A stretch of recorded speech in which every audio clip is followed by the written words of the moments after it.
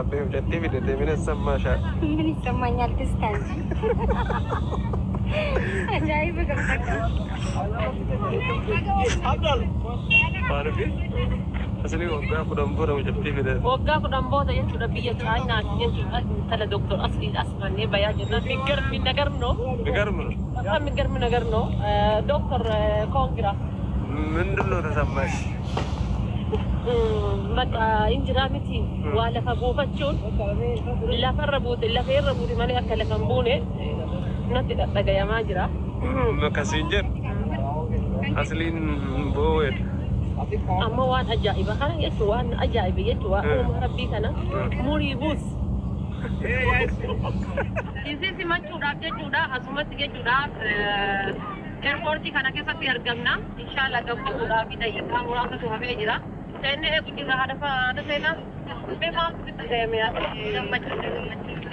seenaa kan ta'e gara chaayinaa kana geessuudhaaf akkamni akkama chaayinoonni kun oomishatti sana kabbamanii haga ammaatti kun oomishyaa jiranii chaayinaa wajji gad dhufaa jirti afaan oromoo beekti jiru afaan oromoo beekti ree kam beektu namni waan abbaa fi wallaali waan ta'eef namni fiigee muraasa sana wanta takka baratteef yaani nagaa gaafachuu dandeessan akka koyi walii galtan fakkeenyaaf ni haa yoo jenne sina cumaan fiidhaa isin simachuudhaaf jechuudha asumatti jechuudhaaf airportii kana keessatti argamna inshallah gabbuudhaa fi dayyaqaa muraasatu hafe deebitee minaan lakkibbo ana akka dhiiraatti ammas murteen koo murteedhuma yoo dhugaa taate maqaadhuma mucaatii waan edaasee edaaseera dhumeera amma immoo obboleettii keenya maal namni si dubbise hin jiru maaliif dhufte wayi namni dubbise hin jiru an dubbadhee nama kamittuu dubbadhee na dhabee haasaatu iyyuu kan biraatu uumame jedhan haasaa maali inni silumaayyuu isii hiikuudhaafi malee wajjin jiraachuufi miti kanaaf inni wajjumaan hojjetataa dhaabbadhu bakka dhaabbadhu achitti dhaabbadhu tokkum maqaa bismillahirrahmanirrahiim gurra kee qara bakka nadhaabadha laa hin fitin wallaa hin fittu waan adeeda beekaa laa tokkee koo inaa tobsiisu qaalana dubbicha ofittan fudhaala laa tokkuma dhaggeeffadhu obboleessoo dhaggeeffadhu erga na waamti dhaggeeffadhu gaasittan hima ummataa dhaggeeffadhaa bilbilan kaasaa kottu gasti tokkummaa abbaa giddii saabareek koree mucaa du'ee sana turte jedhanii kottu gastii sin barbaada mucaa Dubaayitti du'ee sana koree maallaqa funaannaa mucaa Dubaayii sana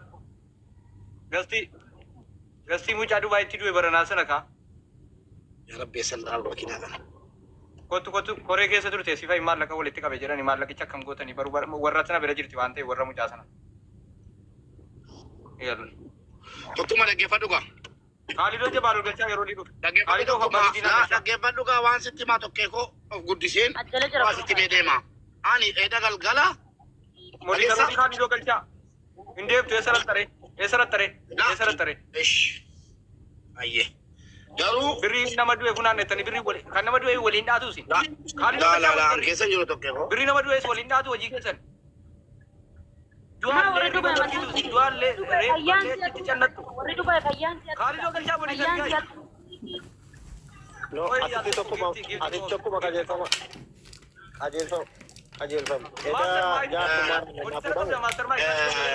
Dhaggeeffadhaa uummata keenya uummanni Oromoo keessattuu dubartoonni amma jala dhufanitti waan sinitti hima waan isin amma jettee irratti malee dubbii kaasuu fi miti waan isin amma jettee irratti wanta sinitti himu yoo jiraate qoy Mubaarak maaliin Khalidoon galchitu nan galchaa qoy aduun galchinaa qoy hin dhumne ammallee hin dhumne kaa kunoo abaaboo darbaa jira maatu dhugaadha abbaan giddii isaan dubbeera Khalidoo maaliif hin galchitan dhaggeeffadhaa qoy gaa tokkee waa tokko dubbadhaa harkatti hin qabin edda galgala an waan dubbadhu ammas taanana waan dubbadhu yoo garuu namni na tuttuqe waan dubbadhaa dhaggeeffadhaa uummata keenya kabajamoo edda galgala warra irratti mufattan tokkoffaa irratti afoona lillaa naa jedhaa edda galgala akka nama tokkootti akka nama dubartii tokko yaaduutti akka nama haadha tokko yaaduutti haadha caala wanti ilmootti aanu hin jiru jedhee yeroo hin finiine haasa'u na jala turtan hundi keessan jechuudha abbaan barbaade yaada kun har'aa bita abbaan barbaade inni isaa inni kun rakkoo qabu garuu deemtee silkii haasoftee kaatee deebitee yaada kee jijjiirtee naan jettani waan Ninjijjiire nan laaffise malee keessatti hin deebise malee. Wantan keessatti deebise maali beektu? Haasaa wayiin dhage ergan haadha caalaa namni nutti aanu hin jiru jedhee murteessee kee akka namaatti. Maaltu na mudatee Mubaarik naan jedhame abeet. Mucattii kana Rabbi rahmataa godhuu filaa mucaan adda qabrii jira. Silaayyuu naa saamu wanti kun. Mucattii kana muwaazoon hin barbaaduuni. Kan hin ulfeessee biyyatti galcheefi yeroo isin dhattee deessee kaate xallaqquufi jedhamee natti himame. Kanan dhufee dubbadhaare. Dhaggeeffataa la. Qoy tokkumma. Eenyutu jedhe deebiin qabamu bee? Qoy tokke isinuu himattee kaateeti sittin jabbaate. Kanaa deebii qabnaafi. Ishi isinuu sittin tiiti tokkee koo fitattee kaa waan ijoolleen arrabseefansii jalaa jira. Arrafameen akkan qeeqamu beeka uummata keenya. Daa'imaa Qoy tokkee kanan fitadhaa tokkummaa. Haasaayidhaan sirreeffataara uummata keenya. Wanta dhigaa achii kana natti manii maallaan jedhan Mubaarik siluma mucattiin barbaadu mucattiin mataa jabaatti mucattiin garaa jabaatti waan godhu dhabee dhaggeeffadha waan godhu dhabee ulfeessee biyyatti ergee geessee yeroo siin kaate hiikuudhaaf biyyatti galchee naan jedhan jennaan an wanti kun na sakattate natti jabaate natti ulfaate naan hiika ookee akkasii eeyyee maal wayyareennaan amma yoonkee eda mucattiin kun na bira jirti yoonkee obboleettii koo abbaan manaa keetii siluma yuusin barbaadu Rabbi rahmata godhu mucaa kana yaa Rabbi rahmata godhiif yaa Rabbi dhiisiif yoonkee gastii irratti ol deebi'ee ummato wannan dhagahe abbaan manaasii irraa du'e kun amrii ta'e kun hin barbaaduuni jedhee dubbachuu natti ulfaate jennaan iyyi afaan koos qabadhee luugamamee ilmoo durbaarratti tanaa saare ani soobor haadhan qaba obboleettiin qaba ilmoo durbaa argachuu hawwaa jira kanaafan afaan qabadhe tun dubbadheedha Mubaarik maaliif kana dubbatte mucaa irratti naan jettu gara dhageessee na dhageessu jedhan callisi amma immoo isinuu erga fudhattee dhufte haasaa kana eessaa fuddee tokkummaa ati qabadhu eessaa fidde akka abbaan manaa keetti sin barbaanne ni qabadhu eda wantan keessoodhaan na dubbatamu jedhee fi waan kana dubbachuu gatiin hin barbaanneef galatooma tokkummaa guddisiiti itti fufee dandaage dhume. Ayyee galatoomaa iddoo abbaa giddii kanaaf eenyu guddisaa Mubaarikiin nurra guddaa ta'anii qo'i na butti al tokko waan gaafadhaafanii abbaa giddii moonitarrii ni torkiin jira kaalidoon naa waliin taa'u. Kaalidoon wal qixxee taana rakkoon qabu waarikoo salaam. Kaalidoon naa waliin taa'u abbaa giddii guddisaa gaayis. Tokkummaa. Mubaarikiin fa'a. Tokkummaa na dhagaye. Erga nu yaamtee yaada keenya dhaggeeffadhaa amma dhumaatti. Tokko baaroo dubbannu nu qaqqabu. Qoyka obsika dhaggeeffannaa. La ishi qoyka nan dubbadha. Obsika ishi. Ati yeroo waan dhageesse yeroo waan tartiibaan dubbanna kaalidoo ko.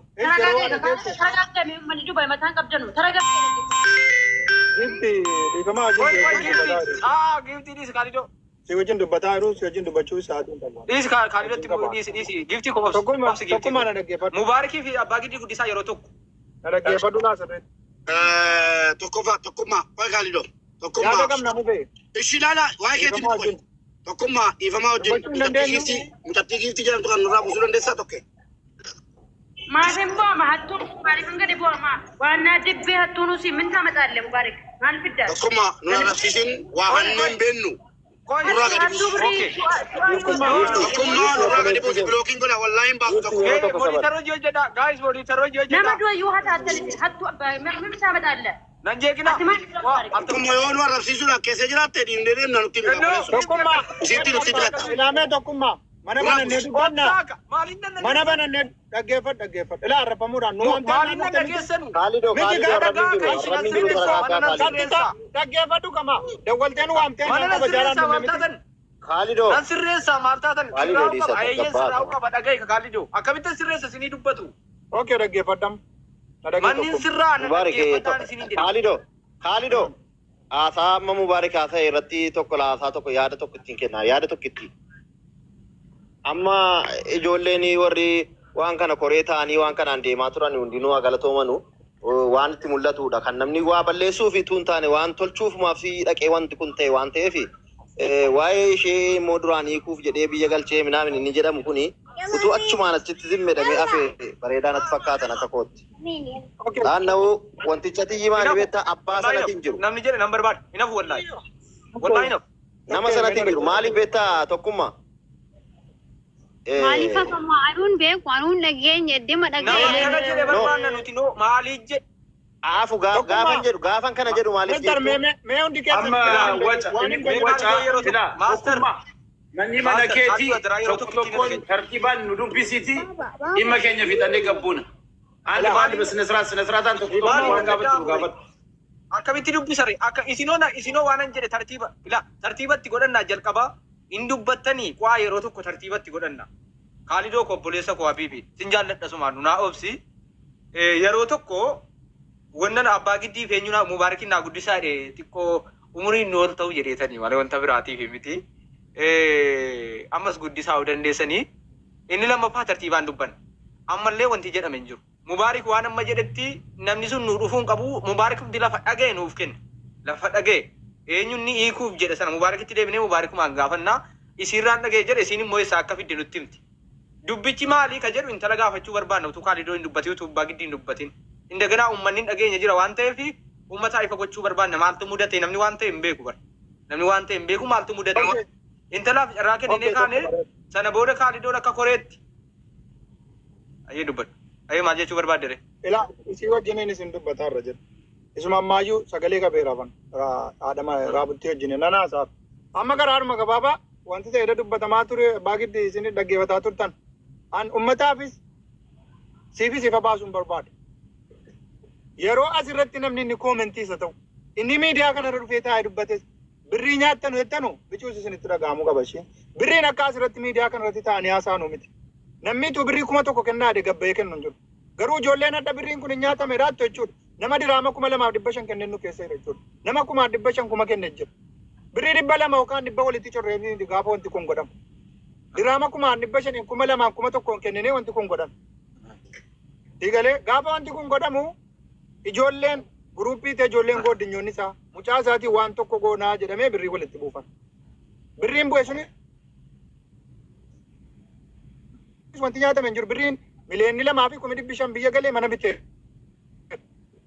Digalee birrii inni immoo haqqii kophaatti qabu jira mucaan jechuudha rabbi isaa waliin. Haqqii inni kophaatti qabu san akka shari'aa biyya keessaniitti ulamaa waa maati. Obsi Kaalidoo koo akka shari'aa koo dhaggeeffadhu Kaalidoo yeroo tokko waan dhagaye yeroo tokko waan dhagaye kaniitti kun haqqiin Kaalidoo waan dhagaye yeroo tokko ittiin dhagaye Kaalidoo. Yaadatis waan barbaade dubbadhu isiin isa dubbadhu. Azaati gidi. Addaan nan kuchisiin ka dubbadeen qaba tokko. Sittani maara. Utuu isiin hin dubbatin bisi haa dubbattu jedhee bar uummataa waan mudannoo kana uummataa ifaa gootu sana booda deebiitti kenni ta'an jedhee bar. Dubbachuun na wine tokko. Dubbachuun na wine. Waan karaarraa isin dabsitantu jira. Kana hakkiin gaafa badu nama aarsa. Digalee birriin amma manni maaliin maqaa kan koo ta'uu didee maqaa mucaa ta'uu didee maqaa isii ta'uu didee dhamaaru kan ijoolleen gooddinyoonni jenneerra. Edee dubbanneerra bara. Inni immoo birrii 18,000 akka shari'aa biyya sanaatti akka ulamaa biyya sanaa akka biyya kana yoo haadha qaqqabsiises yoo abbaa qaqqabsiises yoo mucaa qaqqabsiises yoo warra qaqqabsiises ulamaa achi waa maati birrii kana adda qoodaa jennee ergameera birriin kun riisiitii lafa jira. Jarrachitti ijaarsaan haa ta'u seeraan haa ta'u fixachuu danda'u. Birrii haqamuu as keessa nu biyya galchuudha malee walitti qabnee iddoon jiru amaanaa fuunes wanti nu galaallatu hin jiru. Achitti akka shari'aa akka seeraatti adda baafachuu danda'u. Inni immoo ijoolleen gooddinyoonni isaa birrii buusan. Birriin bu'e birrii miliyoona 2,500. Birriin kun maqaa mana biti. Manni kun maqaa abbaa mu'aas kanaan bitame. Kara mucaatti jijjiiramuu jedhamee irratti dubbatameera. Okey hin jijjiiramu. Isiitti simneerra. Rakkoon jiru maanni? Rakkoon jiru manni kun gara maqaa mucaatti naa jijjiiramuudha jedhu. Hangaafadheen ture. Edee jechuudha. Okey siif jijjiiramaa. Ijoolleen waan kana godhan waan kana hojjetan hin jiru. Maqaa keetitti jijjiiramuun hin danda'amu. Maqaa isaaniitiin taa'uun hin danda'amu. Maqaa mucaatti immoo hin jijjiiramaa. Birrii isa immoo haqa isaa inni qabu. Isin akka biyyaatti fixadhaa jennee xumuru. Tokko lammaffaa mana jarri walitti ijaarratantu jira jechuudha dur. Manni sun sigamoo seerri biyya sana jira. Jaarsi biyya sana jira. Mana sana akka seeraatti isin falmitee fudhachuu dandeessa. Akka jaarsaatti namatti ergitee fudhachuu dandeessa. Ijoollee torbii tokko ol 14 tokko ol laffaanii birrii kana birriin tokko na sababneef jechuudha. Mandara keessa deemanii birrii coranii birrii miliyoona 2,500 coranii koree irratti ta'anii waan kana godhanii fidanii asirraan gaanii isin anna namni tokko asirraa ol bahee hattuu dha bichuu isin itti nagaamu maal tattuu nu godhe naa yoo biyya tokko birrii 1,000 lama kennine bargaa. Ayyee amma na dhaga'i. Kaalidoo.